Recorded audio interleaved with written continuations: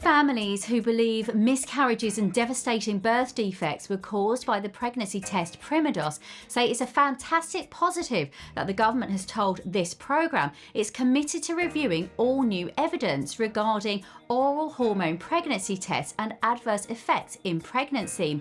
I'm journalist Angela Walker, and in this programme I talk to inspirational people and discuss underreported issues. Today I'm in conversation with Marie Lyons. She's from the Association for Children Damaged by Oral Hormone Pregnancy Tests. Marie, thank you for talking to us today, and thank you for sharing your story as well about your daughter Sarah. But before we chat about Sarah and what happened to you, let's just look back at the timeline of events, because this is something that sort of started like some 50 years ago. It was in 1958 that Primodos was prescribed as a new pregnancy test. What can you tell us about it? How did it work? The way it worked was it introduced a period if you were not pregnant. That was the premise anyway. And if you were pregnant, obviously within 48 hours, if you hadn't bled, you could take it for granted that you were actually pregnant. The problem was that it was, composed of synthetic hormones that were 40 times the strength of an oral contraceptive, which of course we didn't know that at the time.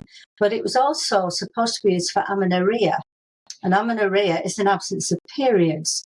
Now, as GPs will tell you, usually an absence of a period means that you're pregnant.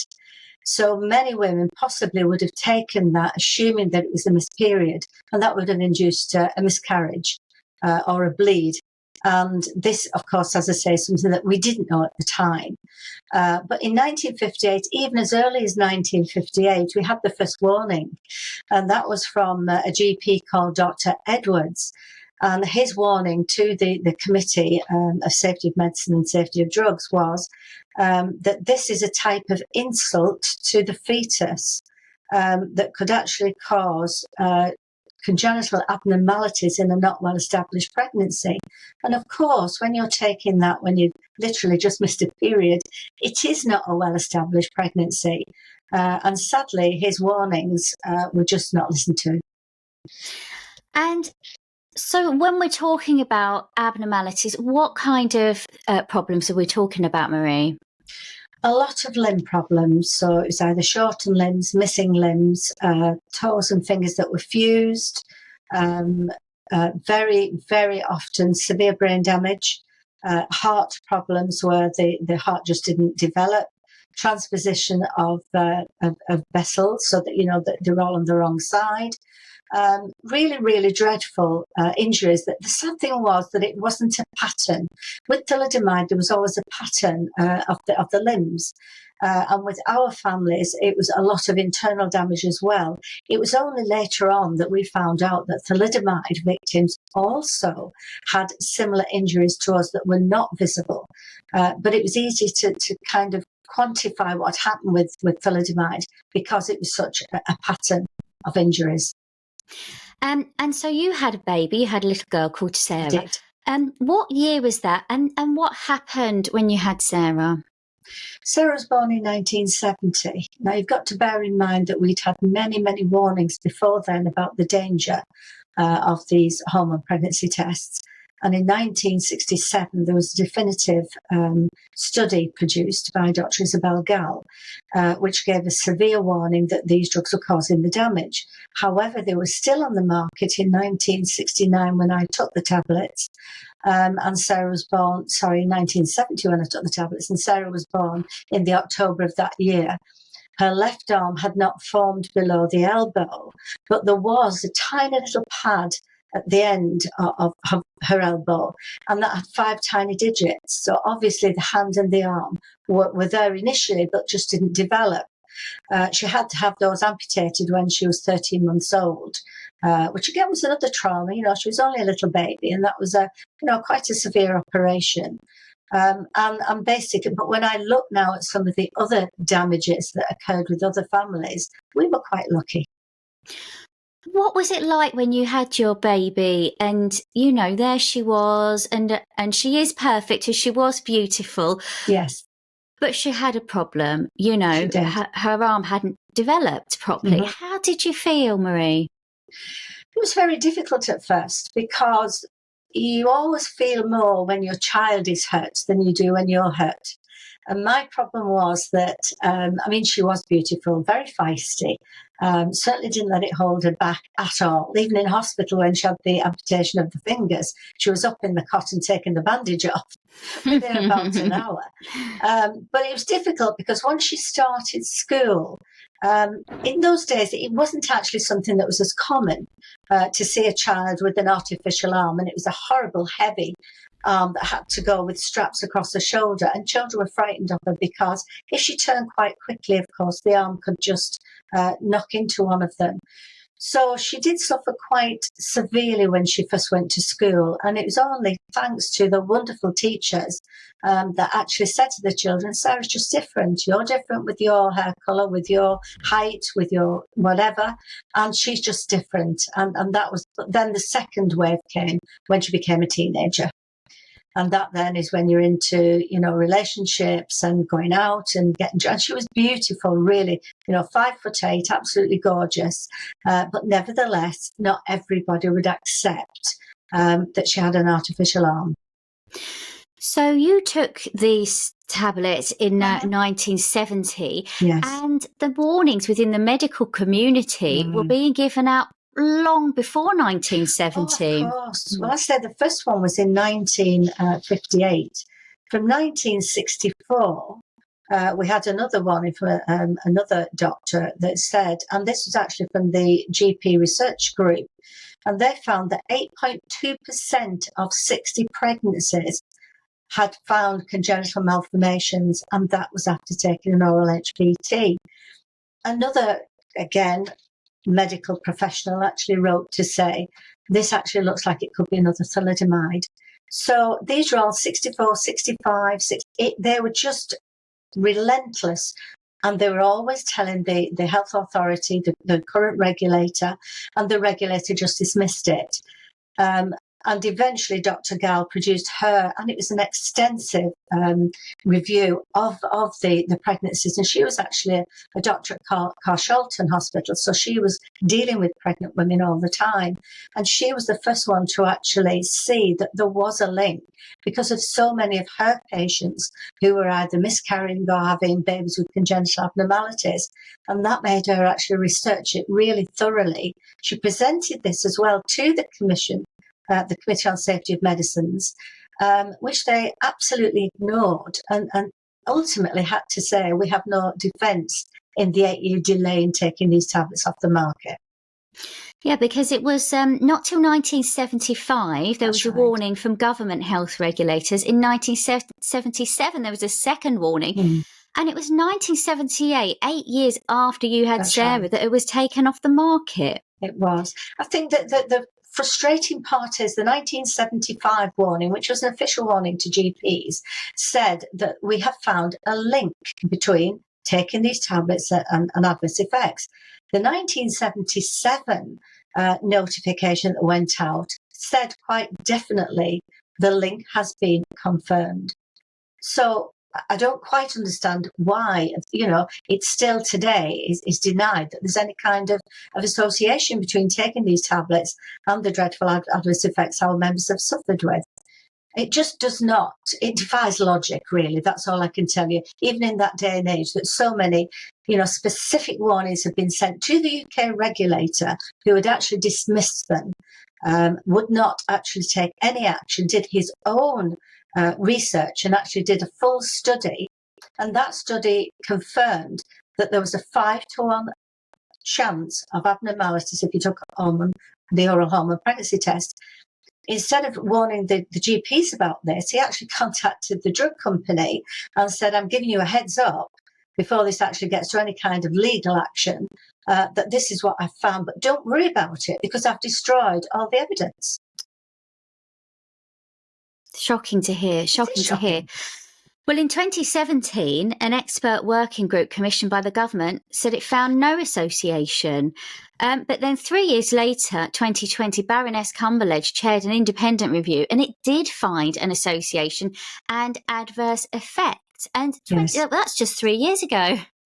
It is. And I think the problem is, it's like marking your own homework, because that expert working group, the secretariat to that was the MHRA. And the MHRA, of course, are the successors of the original regulator. And they definitely interfered with that expert working group results. We have freedom of information documents which prove that they altered it from the original report that I received, the draft report, to 1 month later to the full published report. And that was definitely interfered with by the MHRA. And this is another problem, I think, that we have in the UK, that we don't have a regulator that actually works for the patients. They still work with the drug companies. So we know that that report was absolutely flawed, deliberately flawed, as said by one of the professional people who are actually looking at this, and his name is Professor Carl Hennigan, and he says that it was deliberately flawed. There is a link. He found the link when he did his report about 18 months later. So we don't have the MHRA here to defend. No, sadly, we don't. To defend that. So I would say that they would probably dispute that was interfered with. Of course. But we do have a statement here from the Department for Health. Mm-hmm. And I'm going to read this out. It's very interesting because it says here, patient safety is of the utmost importance, which is why we published our response to the Cumberledge Review in July 2021, where we accepted the majority of recommendations and 50 actions for improvement.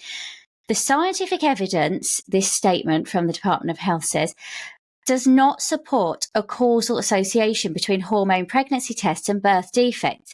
We are committed to reviewing all new evidence on hormone pregnancy tests and adverse effects in pregnancy.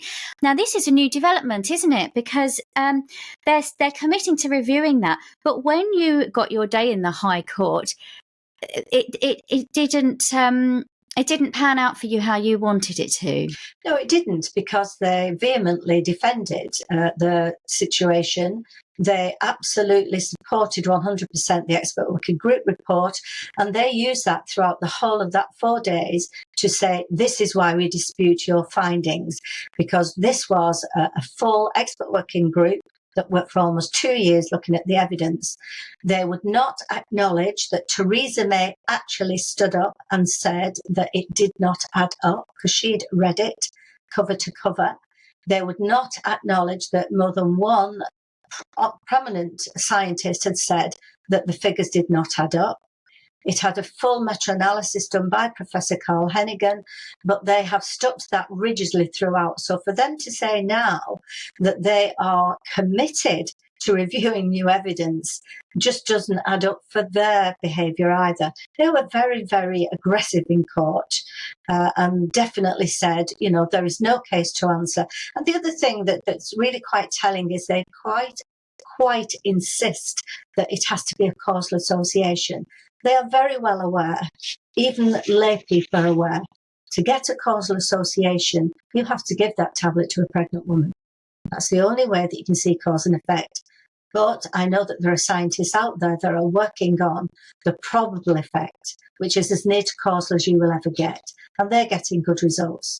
So I hope that they actually stand by that statement.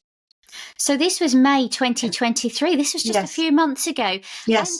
And after this court case, I know you were determined not to let this be an end to the matter. Yes. But then you had communication from the government and drug company.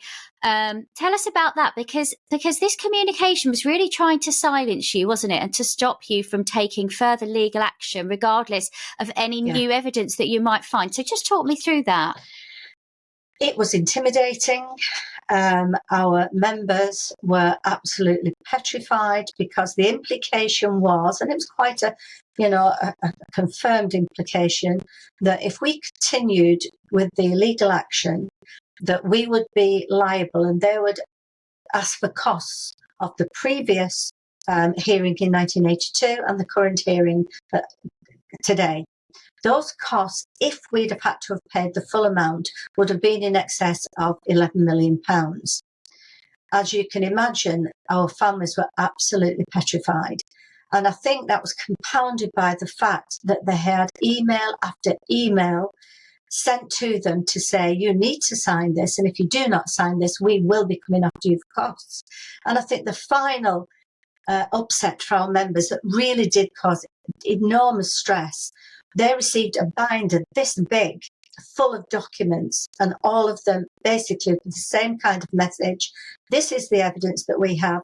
This is the work that we've had to put in, and this is what we'll be charging you for. So ultimately, we had no choice. We could not. I mean, even Justice Yip, in her summing up, said, you will now be relieved to know that you will not lose your houses. And this was the fear. We're all in our 70s, some in early 80s. And the only access that we have is our home. We don't have any other assets. Most of us are pensioners. So that was a threat that we just could not ignore. And we had to agree. And our barrister quite rightly said his job was to protect us. So his advice was, we need to accept this unfortunate request. I'll say it's a request from the defendants. And in June of that year, Manchester Mayor Andy Burnham accused the government of using its might to bully and silence disabled campaigners in the courts. They're being accused of bullying. Your own barrister's telling you, don't take this any further. Yes. What did you decide to do? I had to look at what would help our families. And the one thing I'd had for weeks beforehand was phone calls and emails saying, please tell me I'm not going to lose my home. Please tell me, particular ones that are running their own businesses, please tell me that they can't take our business. And relentlessly, really, I stayed with the just keep going, because, this surely cannot be, our own government going to sue us for damages after already damaging us with allowing those tablets on the market. It couldn't happen. And I genuinely thought that threat was just that. It was a threat and it would never be carried through. And it was only, as I say, when we got the deluge of emails, letters, and then this huge file, our barrister said, look, this is serious and we have to now take the view that we cannot risk those costs being awarded. And Justice Yip said herself, she would have had great difficulty in not awarding some kind of cost to the defendants. So ultimately, we did not have a choice, and we had to comply with the defendants' wishes, and that was that we will never, ever be allowed to bring another action against any of the 4 defendants for damages, stating that these have been caused by the oral hormone pregnancy test. It was a bitter blow, it really was. And how do you feel about it now? Well, I actually feel quite fired up, because you know what? We're down, but we're not out. We've still got options that we can look at. And that's what I've said to our members. Look on the positive. We now have no costs against us by any of the defendants. The previous solicitors have no costs that they can claim if we had won it. We're starting now with a level playing field. We know that we have right on our side. We know that justice hasn't been served, but that doesn't mean to say that it won't be served. We still have the option to look at new evidence that will be coming out. Justice Yip also alluded to the fact that this does not include government bodies. So that does mean that we still have possibly some kind of redress from our government. I'm not sure where that will go, and I certainly would not accept anything except full accountability from the government that they were negligent in withdrawing this drug from the market. So we are going to regroup. My priority at the moment, quite honestly, is to look after our families, because they still can't believe that they're free of these costs. I cannot emphasize the fear that they felt, knowing that they were at risk of such a huge amount of money. And I just feel they need now to settle. And this is what I've said to them. It's not bad news. Yes, it's a bump in the road. We've had them before. We can regroup. We can look at new evidence that comes in. And particularly now, Angela, with having that, definitive statement from the government, they are committed to looking at new evidence. As soon as they look at the new evidence, I know is out there, and I will continue searching for that evidence.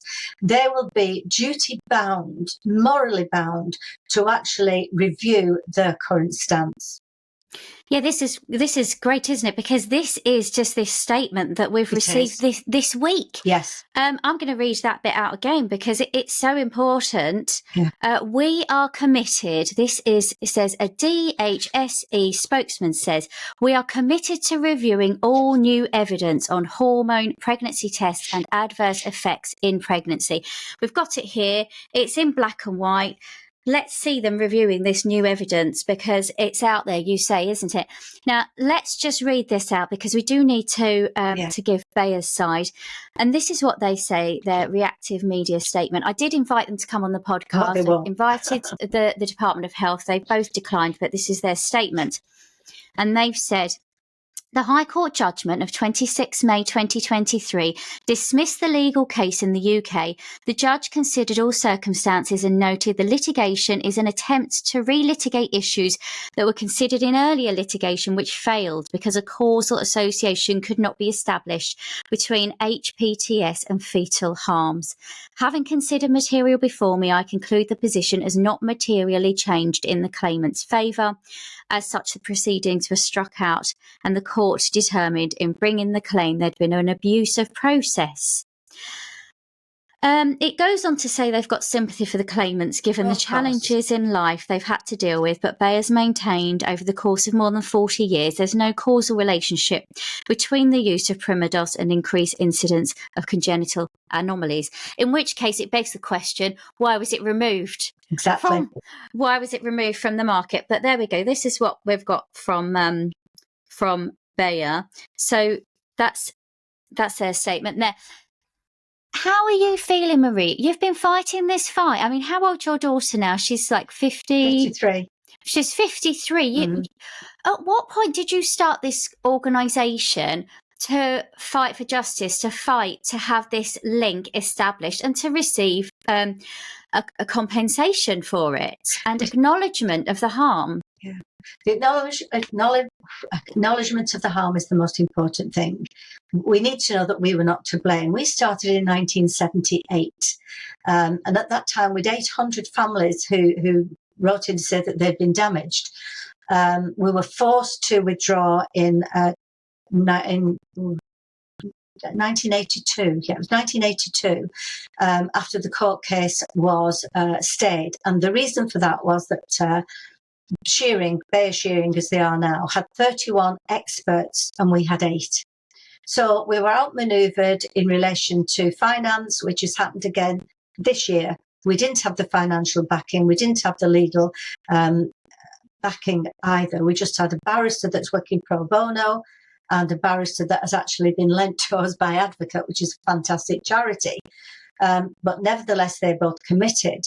So my feeling is that had we had Hillsborough Law, I don't know if you've heard of Hillsborough Law, the Public Authority Accountability Bill, we would have had parity when it comes to legal representation and the funding. We would also have had duty of candour, which again in the original legal action 82, that would have actually closed our case by a really resounding success because they would have been duty bound to release all the information they had, which they actually destroyed. So 1978, we then had to give up, as I say, in 1982. And again, it was the same kind of thing. If we carry on, we had to sell our houses to finance it because legal aid withdrew. When we restarted again in 2009, it was with the original evidence that we had, but quite luckily, we went to Kew Archives and found so many documents that proved that they were well aware of the damage and that they'd actually destroyed or hidden documents so that we were not aware. I was then lucky enough to be contacted by the German campaign group and invited to go over to Germany because I'd asked them if they got something similar to Kew Archives, and they said, well, we do, but we've not really looked into it. So I went over there. we went into the archives at Landes Archive in Berlin, and there's 7,000 pages of documents from both the drug company and our regulator showing that the cross emails that had gone literally communications about the issue. Amazing communications. And again, they're in black and white to say, well, yes, we knew it was used as an abortifacient, so what? And that was kind of the callous attitude, and that callous attitude continues today. They know that we are these little people, they're these huge organisations, and their real thoughts are they can't touch us. And sadly, unless we have something like Hillsborough Law, they're perfectly right. I admire you, I really do, for powering on, because it's exhausting. And I can see that this campaign just taken over your life, really, hasn't it? Absolutely, yes. It has to, because you can't have a 5-day week and you can't have a 9 to 5, because you're dealing with different countries, different time frames. Evidence comes in that just needs immediate review. I can't say, well, I'll start work on Monday. And yes, it does. But at the same time, it's for a purpose that means so much to so many people. And it's not just our families. I think this is what is kind of hidden at the moment. This is for women in the future. This is to look at the safety of those synthetic hormones that are still in oral hormone, in the pill, the oral contraceptive. And I'm not saying don't use it. I'm just saying that there are ways that can be made safer. And research really is what's needed today. That's one of my prime asks. Please do more research. We know, because I've just had a study sent in from Sweden, and that study says that you can actually reduce the components of the pill by 80%, which will avoid strokes, cancer, high blood pressure, and all the other known effects of the pill. And they are known, they're acknowledged. So what I'm not saying is don't take it, don't worry about it, but be careful. Make sure that you've got informed consent, that you know the risks. But my plea is to scientists out there, please start to look at these synthetic hormones. Let's look at the future. Let's look at young women now, today, who have the freedom of the pill. But let's make sure that it's also safe and that they're protected. Because, of course, we go to the doctor and the doctor gives us the medication. Yes. And we blindly take it. Of course. I mean, slightly less so nowadays, because it's quite easy to hop online and go, right, I'm just going to quickly Google this drug that I've been taking and just see if there are any, side effects. Yeah. You couldn't do that in the 60s and 70s, We couldn't. We trusted implicitly. And I think the sad thing is, why do we need to do this? Why is that the drug regulator, the MHRA, why are they not doing this? This is their job. But it isn't, We think it's their job to actually protect patients, but their job is actually to work with the drug companies, and they're paid by the drug companies. So this tells me immediately that there's an inequality there. For who are they protecting? And they're definitely protecting the drug company.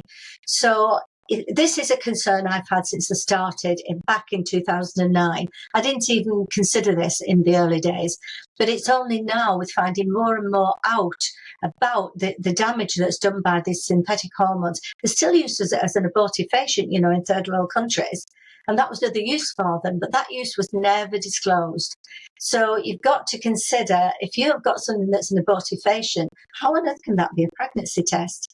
And with another, incredible, Professor Neil Vargason, a Scottish academic, and he's worked on thalidomide for over 25 years. And he became very interested in this. And he said from day one, wow, this is not a drug you should give to a pregnant woman. Now, I know that he's doing some more kind of research. I'm not sure where that is at the moment. But again, I know that people are now actually starting to look at the environment. It's affecting the waterways. So we've got fish. They're actually changing sex. I've written to King Charles and told him about that, because it's a big issue, the environment. These drugs are flushed into the waterways. Oral contraceptives are throughout the whole world, billions and billions of people, and nobody's actually looking at the damage. Sorry for the rant. You're very entitled to rant as far as I'm concerned. Now, how's your daughter now? Tell me about Tell me about Sarah now, because you were saying earlier, you're not just worried about the more obvious complications and disabilities that people have got, missing limbs and deformities like that. There are other unseen complications that you're worried about. So tell me about those problems. Well, we've lost 3 members in the last 18 months to heart attacks, and they were all either late 40s or early 50s, and 2 of those were undiagnosed. So this is one of the fears I have. I know that she also has periods where she's not very well, but nobody can actually pinpoint what it is. So she gets extreme tiredness. She also did have a period of about 5 years of severe panic attacks. And again, all this, when she speaks to therapists, they say, this is actually something that's been ongoing since you were a child. And obviously the trauma in childhood with school, with teenage years, etc., will come back at some time.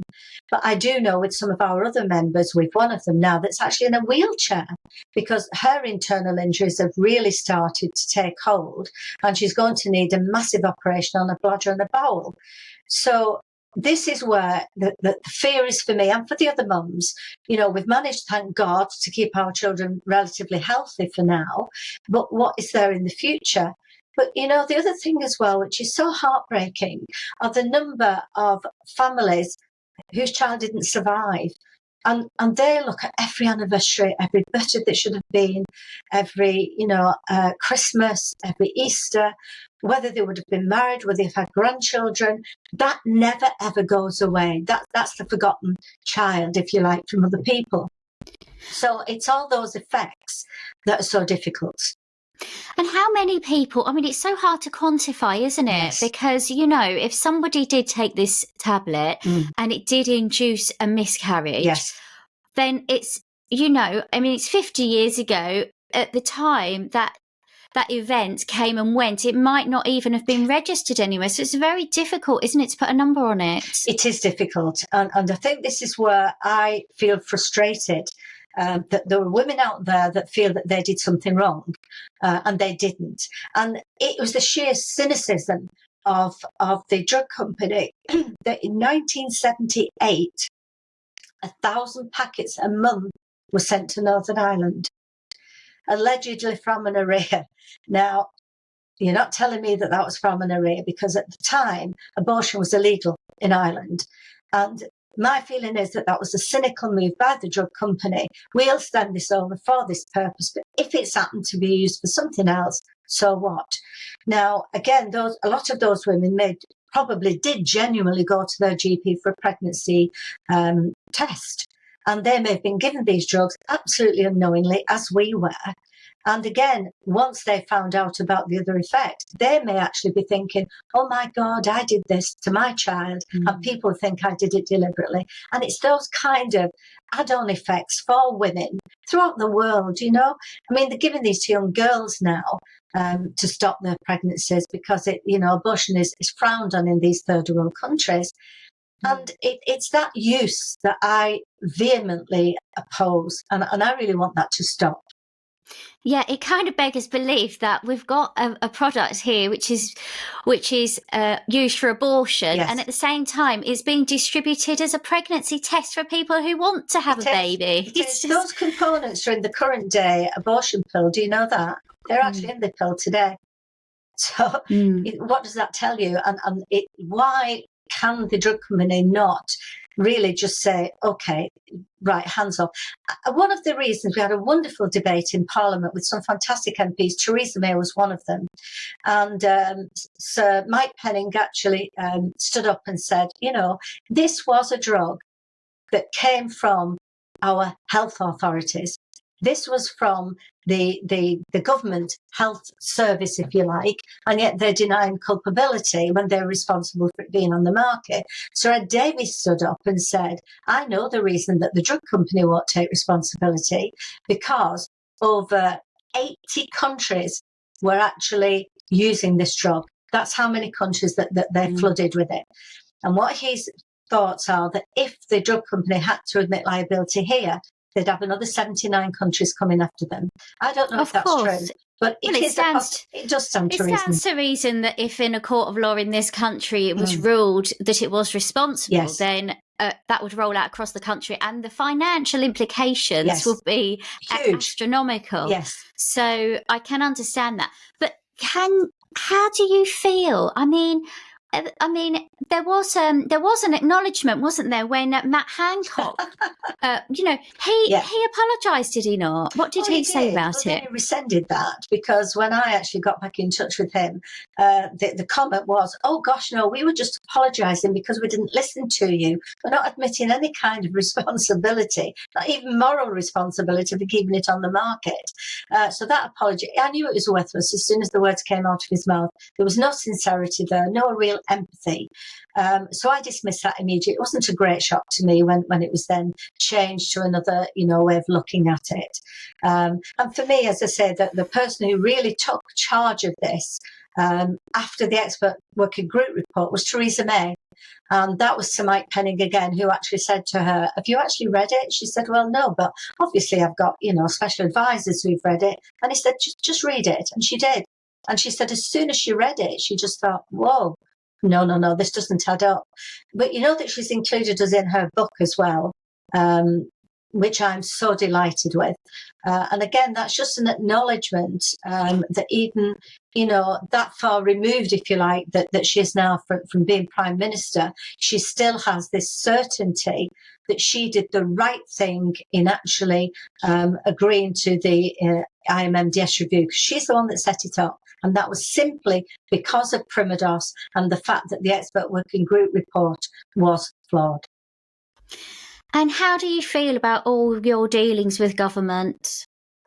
Well, I think we've got to separate government from the political parties. We have MPs from every single political party. I am delighted, and this isn't a political issue. The only thing that I will say is I am bitterly disappointed that the only party whose leader does not support us is the Labour Party.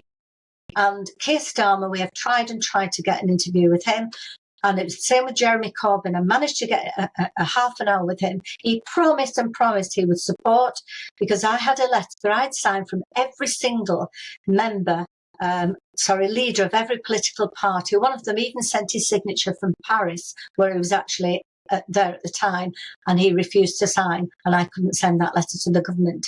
So although it's not political, some of the Labour MPs are magnificent. Angela Regal, for one, has been a real stalwart.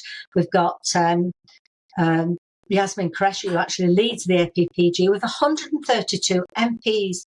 But government itself is separate from that, and they've got another agenda. So I know that they have the Treasury, they have the civil servants, and in the back of the government, all these people are working to contain this. And I just want somebody in either the Conservative or the Labour government, I don't really care which, just to take ownership and to say once and for all, we got it wrong. This isn't about money. I've said that from day one. We're not asking for millions of pounds. We need our families to be safe. We need the children who are still being cared for by the parents, and they are 53 years of age, and some are still incontinent. They're in wheelchairs. They can't speak. We're in 70s, looking after these children without any help whatsoever. We've one of our members in Scotland, dear God, she is now confined to a wheelchair. She had to have a leg amputated. Her arm is only to here, and then she just got a hand. She pays for her own care. It's wrong. Where do you take this from here, Marie? I take it as far as I can go, because I am not giving up. I've said this from day one. I know that justice is out there. It shouldn't depend on how much money we have.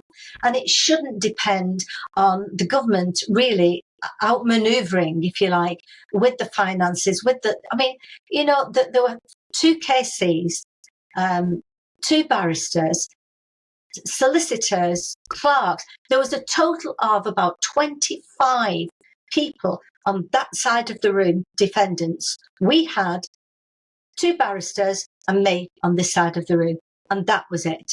So there was a huge inequality, and this is why, as I say, with the Hillsborough law, that will stop. They will not be able to beat people into submission in the future. So it's really important. But it's also important to look at our regulator. That there's something wrong in this country when we cannot trust that the drugs that we are taking have been safely tested. And MP Esther McVeigh, she at the moment is really trying very hard to have a full inquiry into the MHRA, which is what we've been asking for a long time. So what I'm asking for is this. I want a full review of the MHRA. I want to support Hillsborough law for people in the future. It's too late for us, but people in the future would benefit. I want there to be some kind of independent funding for an independent review of these synthetic hormones so that women in the future will be protected. And I also want women to be aware they can question their GP.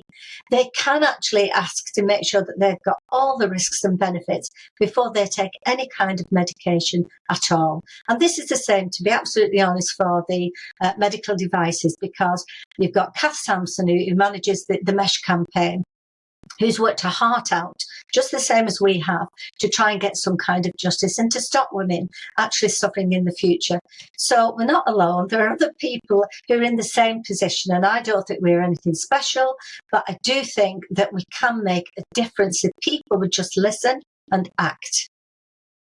So we've got this in writing here, Yes. that the government's committed to reviewing all new evidence. Yes. Is there any new evidence going to be forthcoming? Are you going to be able to revisit this? Yes. Yes is the short answer. I do know that there is evidence that's actually culminating at the moment, hopefully, in some kind of written paper, maybe towards the end of the year, which again, it's a shame it wasn't there for the 4-day hearing. But we had COVID for 2 years, and that did stop a lot of the work in the labs with the students. So we do know that there is evidence coming. We're not sure which direction it's coming from at the moment and when. But this is why I was so absolutely thrilled when you actually received that statement from the government. That was like gold for me. And that was, again, it's just a little beacon of light where we can see, we're not finished yet, and we're not finished at all. This is an injustice. It's got to be realised with some kind of acknowledgement. That's all we want. Please acknowledge that we didn't do anything wrong, but that you failed in your duty of care, and that the drug company basically put profits before safety. And again, with our regulator, they conspired with the drug companies in 1967 and in 2003. And I'm disgusted, utterly disgusted. Marie, thank you so much for talking to us. You're so passionate and full of drive. You're a formidable opponent. If I was in trouble, I'd want you on my side. If you're in trouble, you come to me. Thank you for coming on and sharing your story. And I want to stay updated with your campaign. Absolutely. And everything that you're doing. Thank you so much. Oh, thank you. It's a pleasure. I'm journalist Angela Walker, and today I've been in conversation with Marie Lyons. I hope you've enjoyed the programme. Please leave a review, as that means more people will get shown this podcast due to the algorithms. And check out the website angelawalkerreports.com, where you can see information about other podcasts I've recorded. And you can also sign up for the newsletter, where you'll get information about all the latest news and developments on the stories I've been covering. Until next time, take care.